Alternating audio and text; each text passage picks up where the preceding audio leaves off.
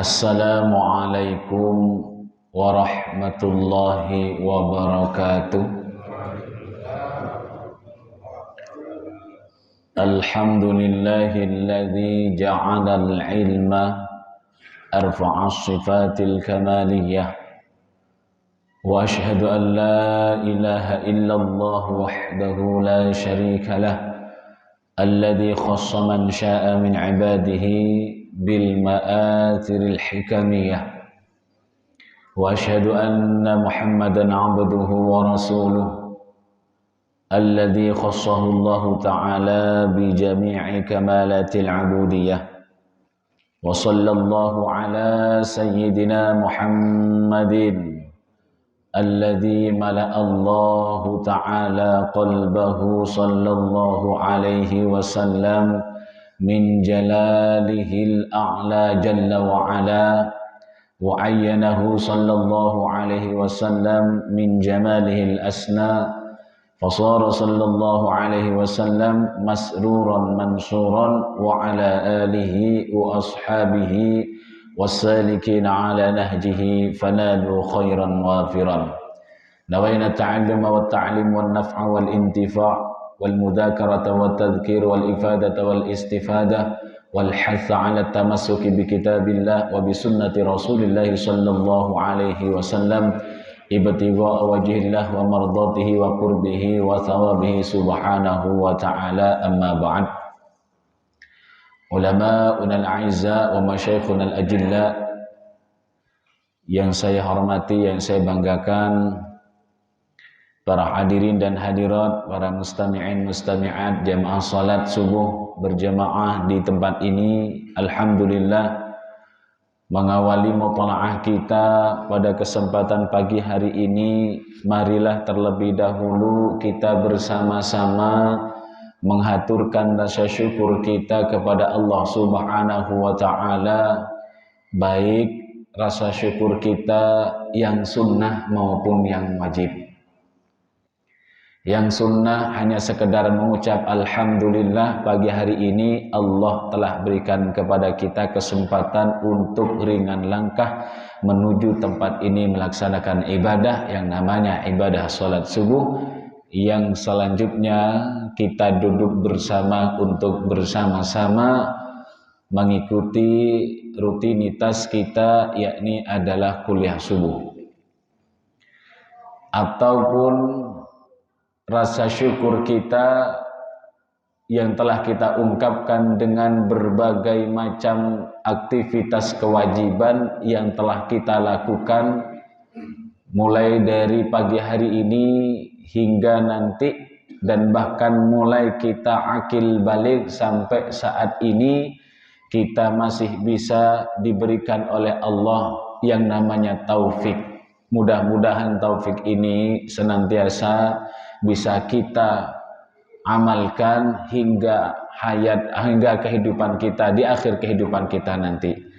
Kalau kita melihat dalam muqaddimah kitab Syarah Safinatun Najah, yakni adalah kitab Nailur Roja, taufik itu adalah khalqu qudratit ta'ati fil abdi, kemampuan seorang hamba untuk melakukan ibadah kepada Allah. Ini yang wajib kita syukuri, karena kita masih bisa beribadah kepada Allah, dan kita berharap mudah-mudahan kita diwafatkan oleh Allah dalam keadaan husnul khatimah dengan mudah mengucapkan kalimat la ilaha illallah Muhammadur Rasulullah sallallahu alaihi wasallam. Para hadirin dan hadirat, para mustami'in dan mustami'at, yang kedua, tak lupa kita bersama-sama haturkan salawat ma'as salam kepada panutan kita, junjungan kita, Nabi Agung Nabi Muhammad sallallahu alaihi wasallam. Semoga kita semuanya yang hadir di sini, keluarga kita, anak keturunan kita, ahli waris kita, senantiasa menjadi umat yang setia, dan nanti kita bisa mendapatkan syafaatul uzma beliau di yaumil akhir. Amin Allahumma amin.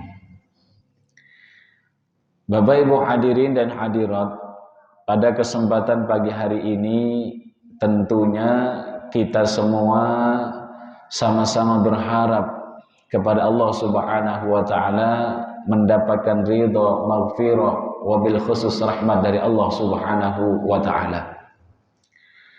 Begitu mudahnya, begitu luasnya ampunan Allah kepada kita. Ketika kita ingin beristighfar, minta ampun kepada Allah, kita datang berjalan, Allah datang menjemput kita dengan berlari. Maka untuk menggapai apa yang kita inginkan ini tidak cukup hanya kepada Allah saja yang harus kita lakukan, namun kita perlu yang namanya mengakui kesalahan kita terhadap sesama. Kalau biasanya adat istiadat kita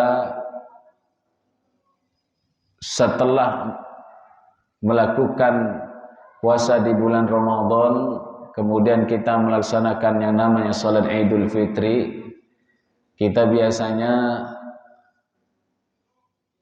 sering mengucapkan mohon maaf lahir dan batin.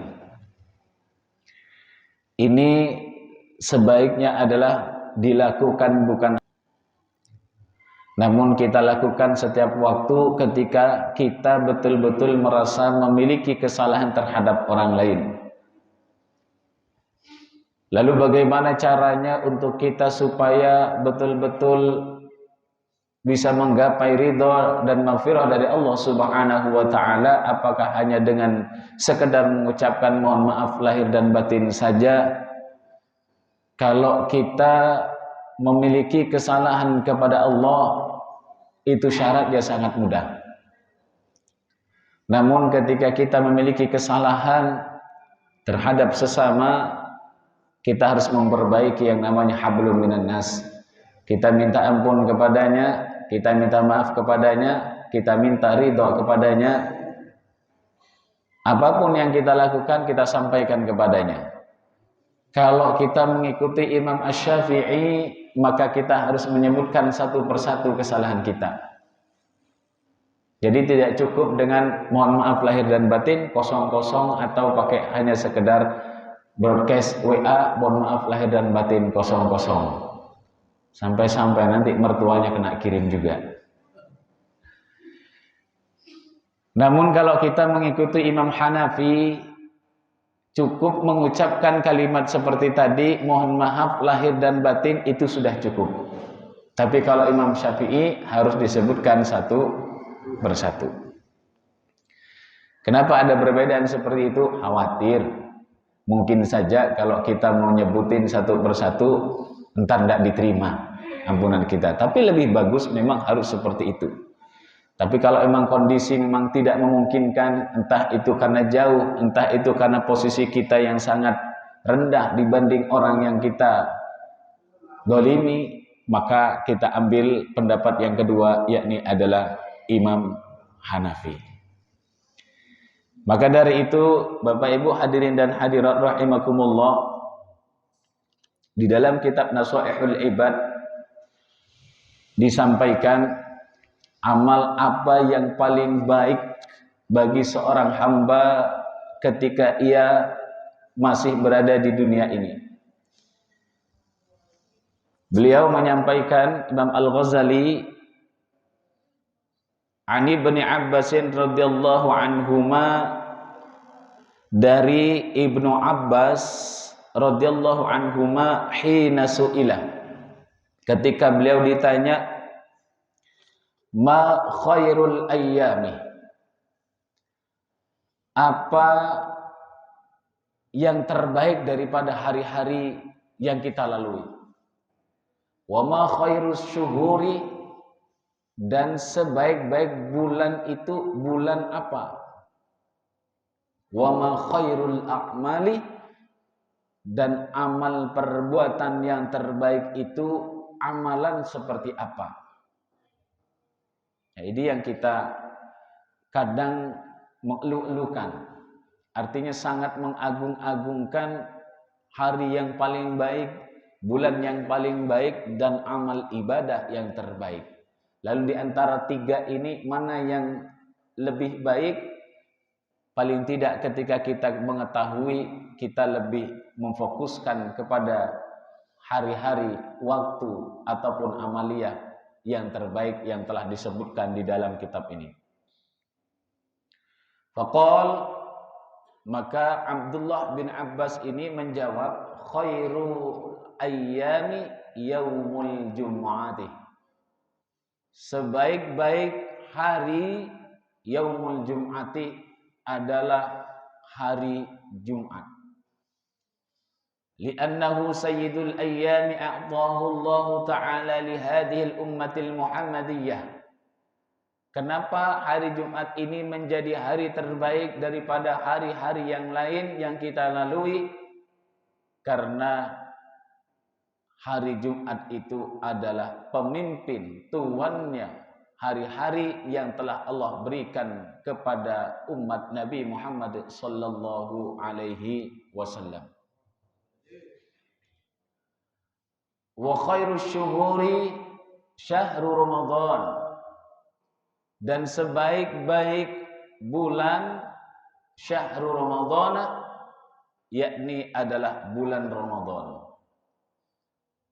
Li'annahu unzila fihil Qur'an, karena pada bulan Ramadan itu telah diturunkan yang namanya Al-Qur'an, kitab suci sebagai pedoman kita. Wa fihi Lailatul Qadar. Di situ juga terdapat Lailatul Qadar. Wa fihi Syamul Wajib. Di situ juga ada yang namanya puasa wajib. Wali anna thawaban nafli, dan juga karena pahala-pahala ibadah sunat kathawabil fardhi, seperti pahalanya ibadah fardu. Di antara yang pertama dan yang kedua tentang hari dan tentang bulan, itu semua tidak akan terjadi kecuali karena adanya Nabi kita Muhammad sallallahu alaihi wasallam. Bahkan di dalam kitab Haulal Ihtifal karya Sayyid Al-Maliki, beliau menyampaikan, saking mulianya Nabi Muhammad, terkadang kita lupa. Kita mengagung-agungkan yang namanya hari Jumat. Kita juga mengagung-agungkan yang namanya bulan Ramadan. Kita mengagung-agungkan betapa hebat luar biasanya Al-Quran. Namun itu semua tidak akan ada dan tidak akan terjadi kecuali adanya Nabi kita Muhammad sallallahu alaihi wasallam. Qala Abu Bakrin Al-Waraq. Abu Bakar Al-Waraq ini punya jawaban tersendiri mengenai hari dan bulan yang terbaik. Syahrul Rajabah syahruz zuru' wa syahrul Sya'bana syahrus suqir zuru' wa syahrul Ramadan syahrul hasadi dzalika zuru'. Kata beliau, bulan yang terbaik itu disebutkan adalah bulan Rajab. Karena di bulan Rajab itu adalah waktu untuk menanam. Bulan Sya'ban itu juga baik karena di bulan Sya'ban itu adalah waktunya untuk merawat, memberikan pupuk, menyiram tanaman tersebut. Dan bulan Ramadan adalah bulan di mana seorang hamba untuk menuai, memanen hasil daripada tanamannya. Artinya karena sudah terbiasa istiqomah, insya Allah di bulan Ramadan itu seorang hamba akan terbiasa, mudah dan ringan langkah untuk melakukan ibadah kepada Allah Subhanahu wa Ta'ala, dan terus akan terbiasa. Wa khairul a'mali as-salawatul khamsi li waqtiha. Kemudian yang ketiga, sebaik-baiknya amaliyah adalah salat 5 waktu li waqtiha, tepat pada waktunya. Fa innaha abwabul a'mali. Karena salat 5 waktu itu adalah pintu-pintu amaliyah yang akan membawa atau menjadi wasilah keterimanya amal ibadah yang kita lakukan. Karena semua amal ibadah yang kita lakukan itu ketika memang salat maktubah kita ini diterima oleh Allah, insya Allah amaliyah yang lain akan ikut keterima. Dan begitu pun juga sebaliknya. Famata Ibnu Abbas. Kemudian setelah Ibnu Abbas ditanya dan memiliki 3 jawaban seperti yang tadi disebutkan, famata Ibnu Abbasin fi dzalikal yaum. Beliau wafat pada hari Jumat, di mana hari yang telah disebutkan beliau adalah hari yang terbaik di antara hari-hari yang lain. Famadha ala dzalika 3 ayyam. Ibnu Abbas wafat, selang 3 hari berikutnya, fabalagha Aliyan radhiyallahu an. Sampailah kabar tersebut kepada Sayyidina Ali karramallahu wajhah. Apa yang sampai kepada Sayyidina Ali? Anna ibn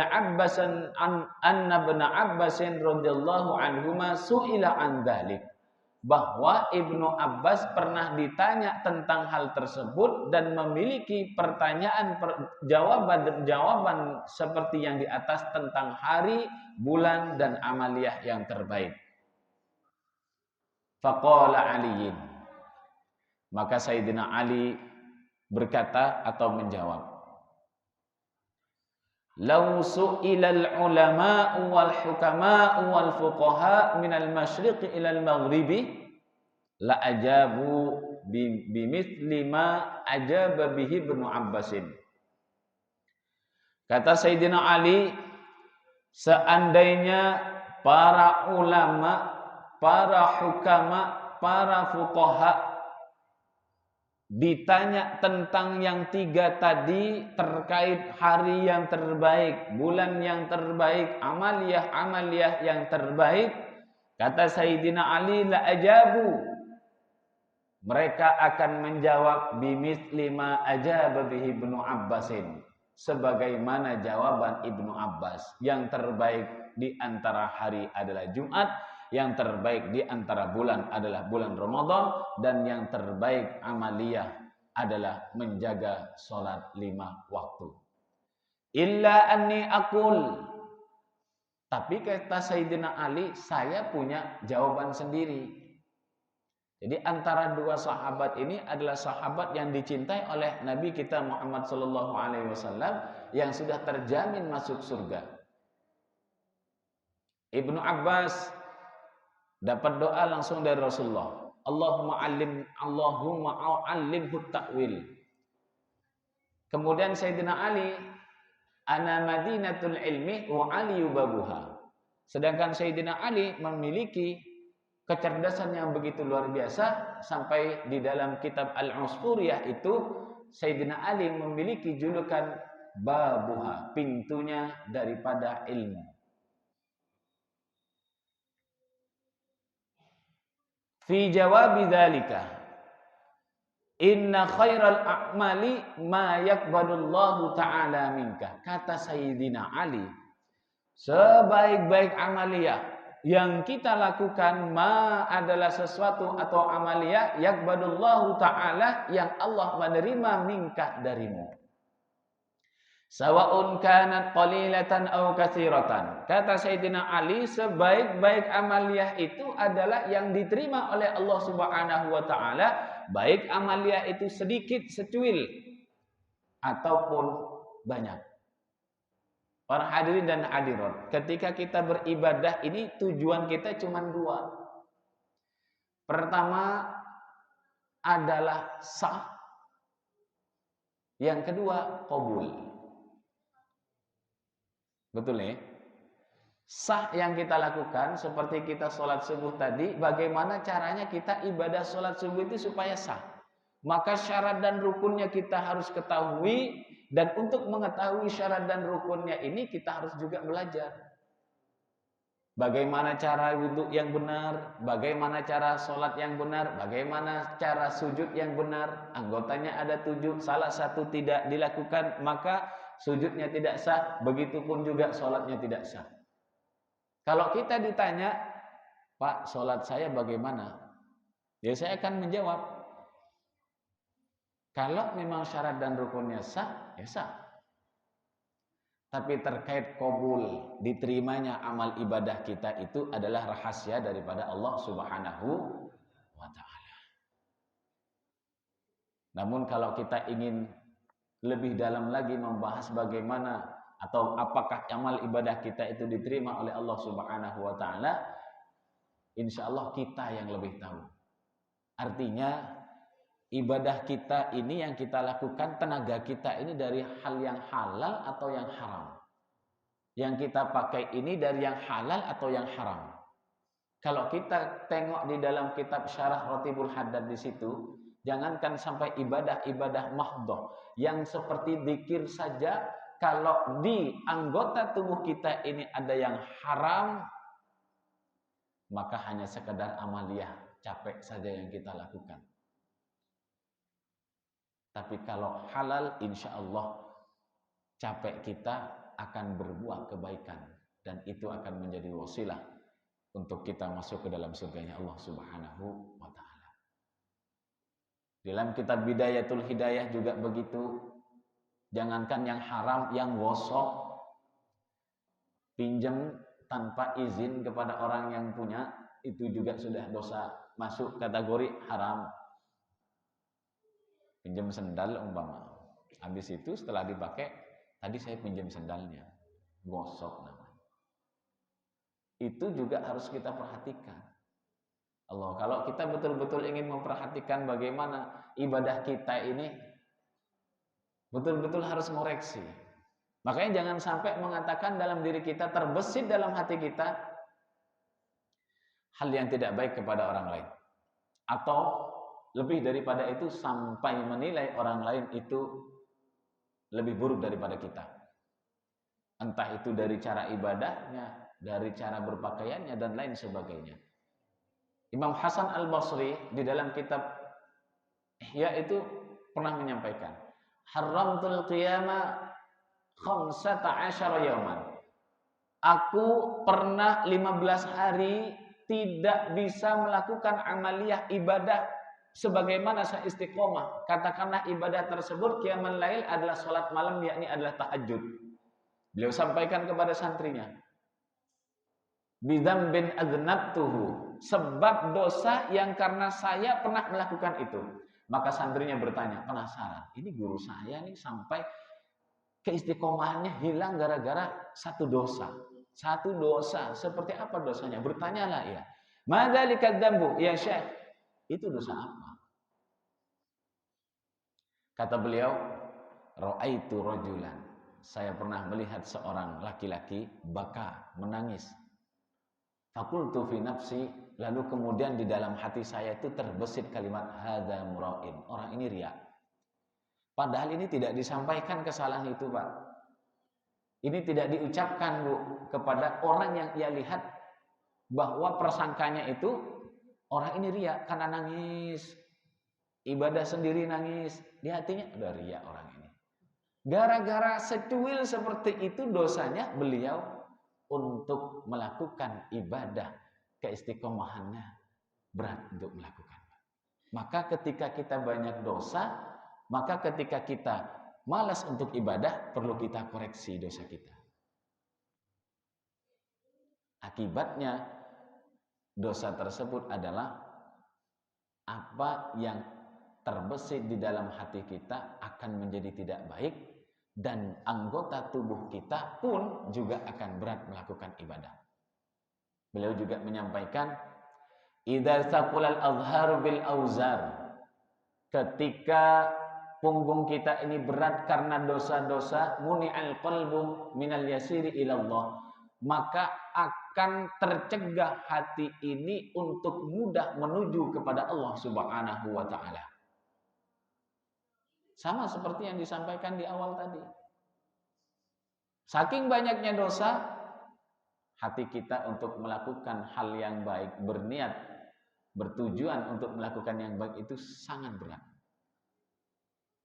Mau zakat, hitung-hitungan. Mau kurban juga iya. Lisan juga udah malas. Ke masjid juga malas. Wal jawarih minan nuhudi fi ta'ati. Begitupun juga ketika punggung ini berat dengan dosa, karena kita ini sudah banyak dosa, anggota tubuh akan berat untuk bangkit kepada Allah Subhanahu wa taala. Maka yang harus kita ketahui dari jawaban Sayyidina Ali ini adalah bagaimana ibadah kita itu nanti diterima oleh Allah Subhanahu wa taala. Jangan hitung-hitungan semangatnya saja. Kanat qalilatan au katsiratan, ibadahnya itu sedikit ataupun banyak. Jangan hitung-hitungan, wah ini besar nih. Ini pahalanya luar biasa. Tapi enggak ikhlas, tapi yang kecil hanya sekedar memindahkan azan, memindahkan suatu yang akan mengganggu, katakanlah duri, mengganggu orang lain, itu lebih jauh pahalanya karena ikhlas dibanding ibadah yang luar biasa tapi tidak ikhlas. Haji luar biasa ibadahnya tapi tidak ikhlas. Umroh juga begitu. Kalah dengan ibadah yang hanya sekedar menghindarkan sesuatu yang akan mengganggu kepada orang lain. Wa khairus syuhuri, dan kata Sayyidina Ali, sebaik-baik bulan matatubu fihi ilallahi adalah ketika engkau senantiasa bertaubat kepada Allah Subhanahu wa taala. Taubat kepada Allah syaratnya cuma 3, Pak. Gampang. Tapi kalau di dalam kitab Riyadhus Shalihin di muqaddimahnya itu, kalau kepada sesama itu ditambah 1, 4. 1 karena merasa menyesal, yang kedua bertekad meninggalkan kemaksiatan itu, dan yang keempat mencabut atau tidak mau melakukan lagi, dan yang keempat ini adalah minta maaf kepada orang yang kita zalimi atau minta keridhoannya. Bagaimana ulama-ulama dahulu itu dalam kisah-kisahnya hanya sekedar kurma 1 butir, beliau cari orangnya yang berjualan kurma itu di saat dia melayani si pembeli yang terjatuh, kemudian oleh pembeli itu disangkanya adalah termasuk dalam timbangan itu. Ketika dicari setelah beberapa bulan berikutnya, ternyata yang jualan itu tidak ada. 1 butir, Pak. Bertanyalah kepada orang yang jualan ini, Anda siapa? Saya adalah anaknya. Lalu kemana orang yang jualan dulu sekitar 5 bulan yang lalu saat saya beli kurma? Beliau sudah wafat. Maka bertanyalah ulama ini, lalu kepada siapa saya untuk meminta keridhaan 1 kurma ini? Kepada saya adalah ahli warisnya. Apakah cukup dengan kepada Anda saja saya minta keridhaan kurma ini? Oh tidak, masih ada ahli waris yang lain, saudara saya yang lain. 1 kurma, Pak. Saya anak pertama, jenengan anak kedua, anak ketiga, anak keempat. Jadi ulama ini mencari keridhaan anak yang 4 ini. Bukan hanya 1 saja. Karena 1 butir kurma ini ada hak warisan kepada anak-anaknya. Saking luar biasanya. Kalau kita ya cukup WA, mohon maaf lahir batin, cukup itu saja. Entah kita belum tahu ridho atau tidak. Tapi dibalik itu yang bikin saya sendiri ini kagum apa? Sampai ahli waris dibahas untuk mencari ridhonya. Bukan anak pertama saja. Jadi kalau kita punya kesalahan tentang barang atau seperti apa, kalau itu ada nilainya, ya kita harus sampai ke sana sebenarnya. Bukan hanya kepada orangnya ikhlas satu orang lalu diwakili oleh anak pertama itu. Tidak sampai di situ. Ya, ini adalah taubatan nasuha, kata Sayyidina Ali. Kita selalu bertobat kepada Allah dengan taubatan nasuha. Wa khairul ayyami, dan sebaik-baik hari, kata Sayyidina Ali, ma takhruju fihi minad dunya ilallahi mu'minan billah.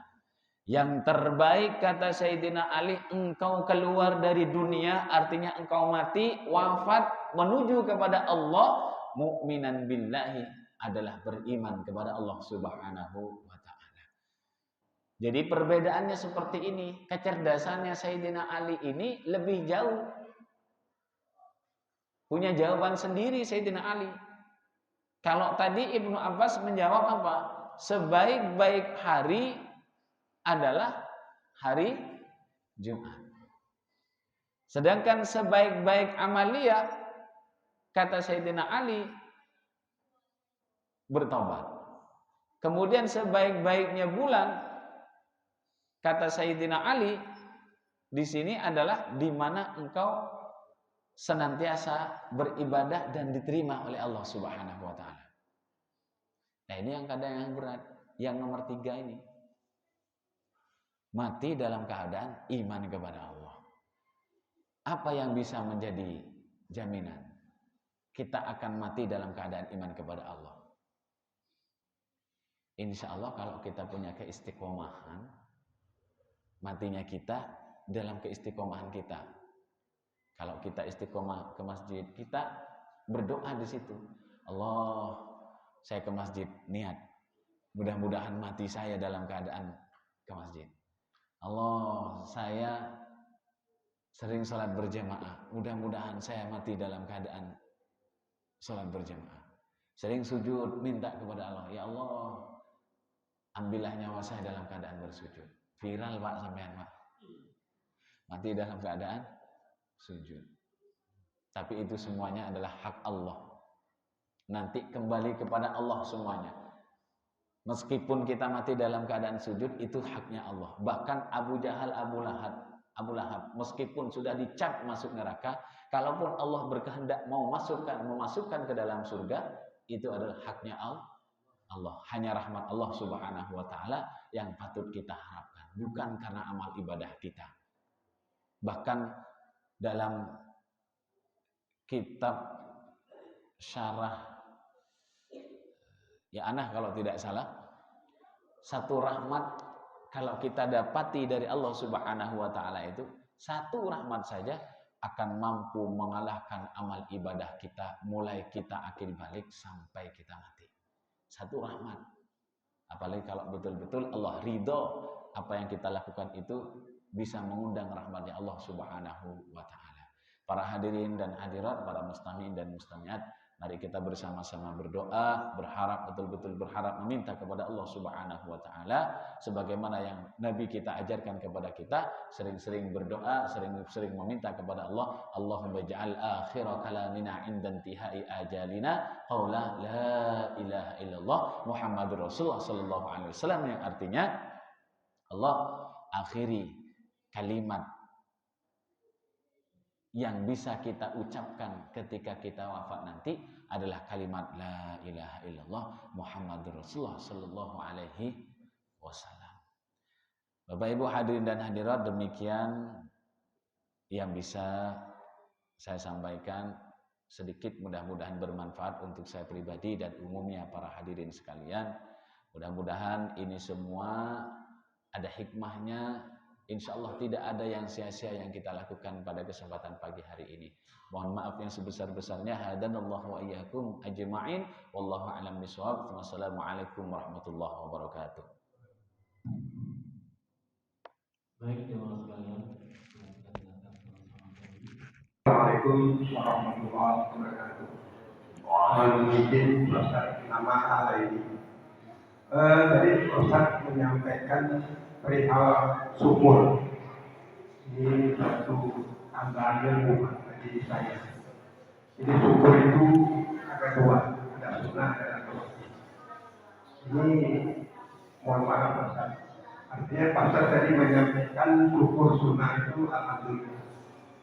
Sedangkan syukur wajib fisik, kan gitu kan? Apakah hanya itu saja? Syukur sunnah alhamdulillah. Kalau mungkin untuk syukur wajib fisik bisa diterima, karena itu praktek kan gitu. Tapi kan ada ucapan lain lagi yang sunnah ini. Ya. Itu yang pertama, mungkin 3 pertanyaan. Yang kedua, seperti Ustaz tadi menyampaikan minal aidin wal faizin, mohon maaf lahir dan batin. Jadi bukan hanya pada Idul Fitri saja. Teknologi sekarang ini kan sudah canggih menggunakan HP. Nah, apakah itu termasuk dimanfaatkan? Artinya bisa dimaklumi kalau kita mengucapkan mohon maaf lahir batin melalui WA. Ini apakah kalau kita perhatikan apa? Pengetahuan saya itu kalau kita minta maaf itu kan harus perjalanan tangan. Itu sah. Mungkin seperti itu Pak. Artinya kan karena seperti teknologi ini dengan ucapan apa bisa dipilih. Yang ketiga tentang sholat. Ini sebenarnya saya tunggu-tunggu. Jadi Bapak menyampaikan juga masalah sholat. Terus saja, saya kadang-kadang ini berpikir, apakah sholat saya ini sah atau tidak? Kasusnya seperti ini Pak. Tahiyat awal itu duduknya kan tidak menyentuh mata kita lantai. Tahiyat akhir kan menyentuh. Nah pada suatu saat kondisi sah ini kan terlalu rapat. Posisi saya tidak bisa pada posisi tahiyatul akhir, pada posisi pasar menyentuh ke lantai, tetap kembali ke tahiyatul awal. Nah ini apakah sah atau tidak, atau memang rukunnya gugur atau tidak? Mungkin itu 3 pasar. Bila sampai kemudian, Assalamualaikum warahmatullahi wabarakatuh. Baik, terima kasih. Mudah-mudahan ini mewakili pertanyaan yang lain. Pertama terkait permohonan maaf ya, minta maaf. Syukur ya, syukur. Ada syukur sunnah, ada syukur wajib. Kalau syukur sunnah ini adalah tadi disebutkan Syekh Al-Bajuri di dalam kitabnya menyampaikan seorang hamba ketika sekedar mengucapkan alhamdulillah itu adalah syukur yang sunnah. Artinya derajatnya itu akan kalah dengan ketika kita melakukan syukur wajib. Sekedar mengucap alhamdulillah, jadi apapun yang ia dapati, entah kebaikan atau terhindar dari musibah, mengucap alhamdulillah, kita kembalikan itu semuanya karena Allah. Tetapi ada yang lebih wajib. Kalau memang engkau betul-betul mengikrarkan diri, apapun yang terjadi kepadamu adalah karena Allah, ada perintah dari saya, ada perintah yang wajib kamu lakukan. Apa saja? Adalah ibadah-ibadah seperti sholat, zakat, haji bila mampu. Kenapa engkau tidak mau melakukan itu? Kan begitu ceritanya. Itu yang wajib. Engkau mau berterima kasih kepadaku, maka ikuti aku. Ati'ullaha wa ati'ur rasul. Jadi akan jelas derajatnya cuma mengucapkan alhamdulillah. Kalau kata anak zaman sekarang itu omdo ya, apa begitu ya, omongan doang. Kamu berterima kasih tapi kamu nggak mau melakukan perintahku. Nah, modelnya begitu. Tapi kalau sampai bisa melakukan apa yang aku lakukan, apa yang aku perintahkan, berarti kamu adalah orang yang betul-betul dekat sama saya. Kamu mau melakukannya. Ini perintah dari saya, sholat, oh iya jaga. Maka hakikatnya adalah ketika dia bisa bersyukur dengan yang wajib itu, dia adalah orang yang dekat kepada Allah dan Allah lebih dekat kepadanya. Ini kata Syekh Al-Bajuri. Kemudian yang kedua, terkait ungkapan permohonan maaf dengan adanya teknologi, kita akan mengambil al-adatu muhakkamah. Al-adatul muhakkamah. Adat kebiasaan itu akan menjadi hukum di situ selama adat itu baik.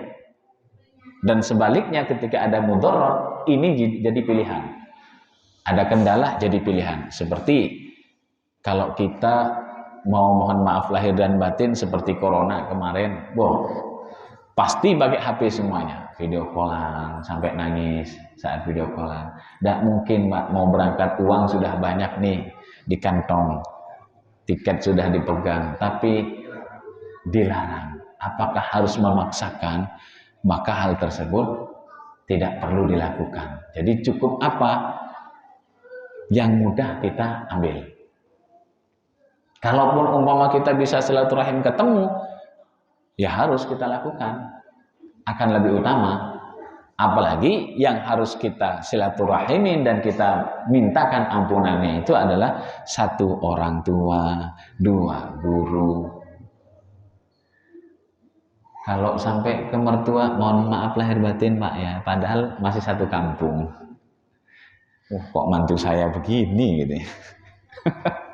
Ya mboknya datang, kan begitu. Dipecat nanti Pak kita Pak, pecat jadi mantunya.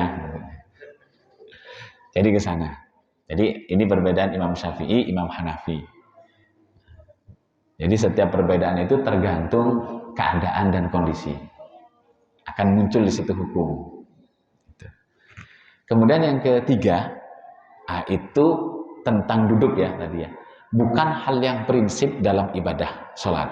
Artinya kalau ini kita lakukan dan karena keadaan, maka itu tetap sah-sah saja.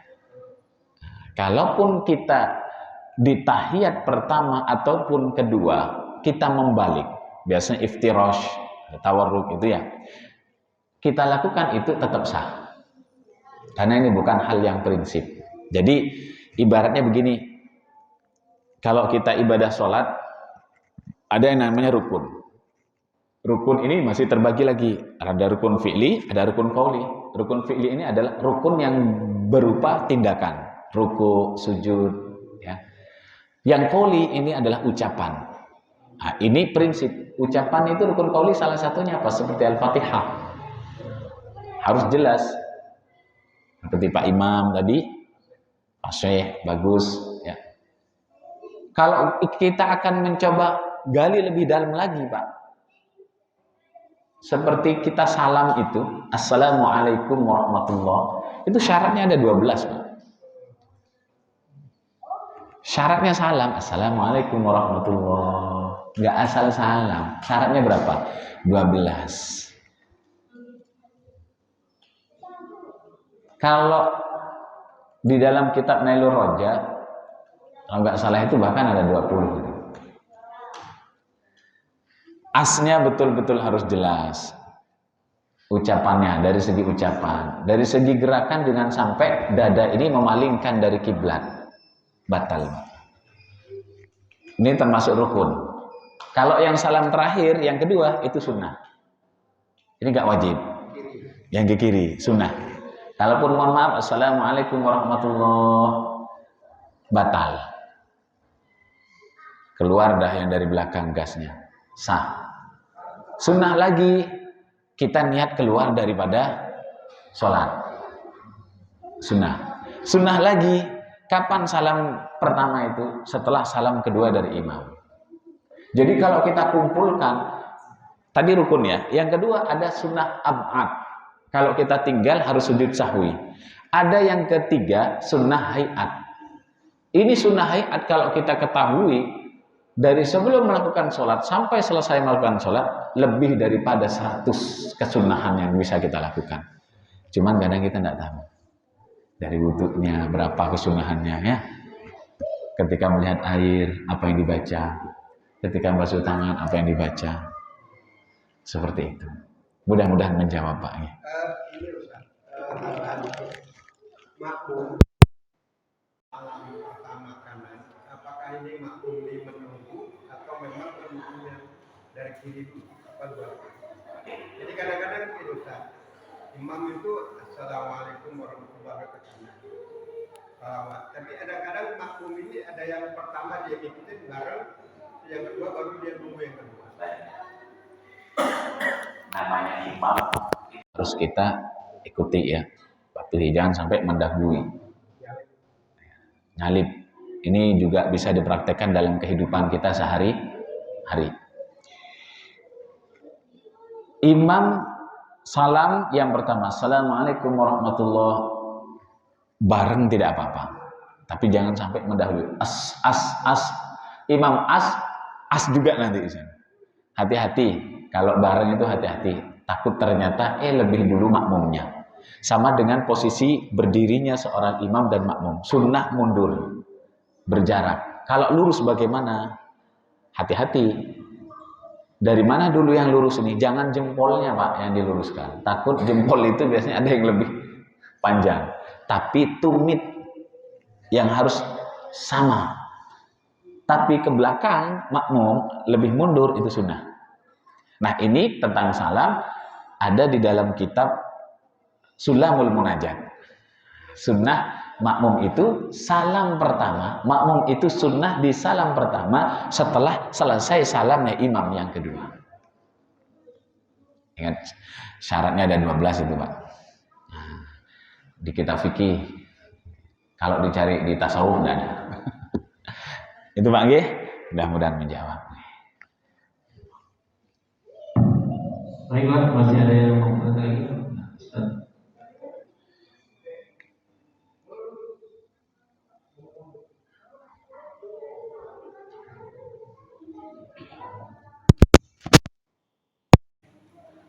Assalamualaikum warahmatullahi wabarakatuh.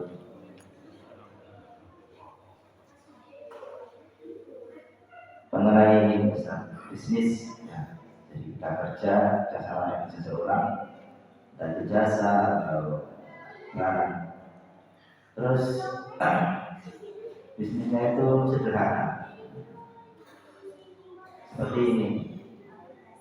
Kita mencucikan fotonya orang, kan pakai klise ya dulu ya, film aja. Saking lamanya orang itu nggak menghiraukan kita, terus kita nggak mencari dia nggak ada. Terus gimana statusnya Pak? Padahal dia sudah bahasanya sudah kasih DP, kita cari orang nggak ada. Bagaimana solusinya supaya makanan yang kita makan itu halal? Padahal itu nggak sedikit ya, banyak dengan orang lain tercecer atau yang lainnya. Gimana itu mengklirkan barang-barang kita?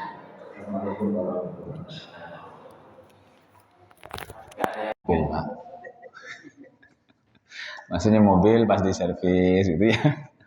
Servisnya ringan, tiba-tiba 5 tahun, 10 tahun nggak datang orangnya. Baik. Ini masuk ke ranah amaliyah kita di fikih bahkan tasawuf nih. Kalau kita betul-betul ingin tazkiyatun nufus, membersihkan jiwa kita, maka katakan dalam hati, ini bukan hak saya. Rebes. Ini bukan hak saya. Tapi tergantung nanti. Barangnya kan kecil Pak nggih. Kalau barangnya besar, sampean bermodal dengan melakukan pekerjaan orang lain itu umpama sampai puluhan juta. Kan begitu. Otomatis uang ini harus kembali. Dan saya butuh umpama. Kalau sekedar nyuci foto seperti tadi, zaman sekarang anggaplah 50.000 DP. Sampean untuk beli alatnya modal di sana umpama cuma 25.000. Kira-kira umpama itu sampai 5 tahun nggak datang-datang orangnya, berat nggak kita kira-kira? Enggak sih Pak nih ya. 25.000 zaman dulu umpama dibanding zaman sekarang beda lagi. Kalau umpama barang yang sampean jadikan sebagai modal sampai 50 juta umpama, ini nggak datang orangnya, kemana ini? Kan begitu. Otomatis kita keberatan di situ. Jadi ditafsir, kalau memang barangnya kecil, ulima ridho'uhu, berarti ini sudah ridho, karena barangnya kecil. Tapi alangkah baiknya di dalam kita berbisnis, bertransaksi, ada jangka waktu. Dalam jangka sekian, kesepakatan, sebaiknya begitu. Dibuatkan perjanjian seperti itu. Karena kalau kita hati-hati tentang yang kita makan nanti ini barang halal atau tidak. Bukan karena masalah hasil ya, keuntungan, tetapi lebih kepada nanti kalau barang saya ini ternyata tidak datang-datang dan modalnya luar biasa, mau saya ambil aja kalau begitu. Kecuali kalau ada kesepakatan sebelumnya dalam jangka waktu sekian tidak diambil, maka barang akan dilelang. Kan biasanya begitu, ada batasannya. Nah, kalau yang tidak ada perjanjian seperti itu, sebaiknya adalah ini bukan barang saya, atau separuh daripada barang saya ini, separuh daripada barang ini ada modal saya, ada uang saya. Maka sebaiknya adalah yang kita lakukan, kita umumkan terlebih dahulu. Kalaupun tidak ada, ya wis, jenengan jual, separuh daripada harta itu sampai ambil, separuhnya sedekahkan, lebih aman. Seperti itu. Mudah-mudahan menjawab.